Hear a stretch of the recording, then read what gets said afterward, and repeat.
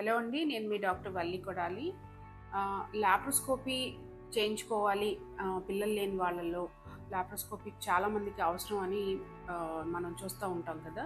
ఎక్కువ శాతం ఏంటంటే ట్యూబ్స్ బ్లాక్ అయ్యాయా లేదా కన్ఫర్మ్ చేసుకోవడానికి, తర్వాత ఓవరీస్లో నీటి కణితులు లేదా వాటర్ బబుల్స్ ప్రాబ్లం అంటే పీసీఓడి అంటారు, లేకపోతే ఓవేరియన్ సిస్ట్లు కానీ అదర్ ప్రాబ్లమ్స్ ఉన్న వాళ్ళకి ఎక్కువ శాతం లాప్రోస్కోపీ అనేది అడ్వైస్ చేయడం జరుగుతుంది.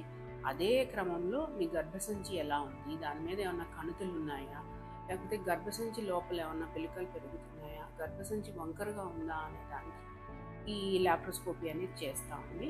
ఇదేంటంటే డాక్టర్కి మీ రిప్రొడక్టివ్ సిస్టమ్ మీద పూర్తి అవగాహన అనేది రావడం వలన మీకు ఐవీఎఫ్ కానీ ఐయుఐ కానీ సక్సెస్ రేట్స్ అనేవి బాగుంటాయి. సో లాప్రోస్కోపీ అవసరం అని అడ్వైస్ చేసిన వాళ్ళలో చేయించుకుంటే ఏంటంటే మీరు ప్రెగ్నెన్సీకి చాలా వరకు దగ్గరికి వెళ్తారు.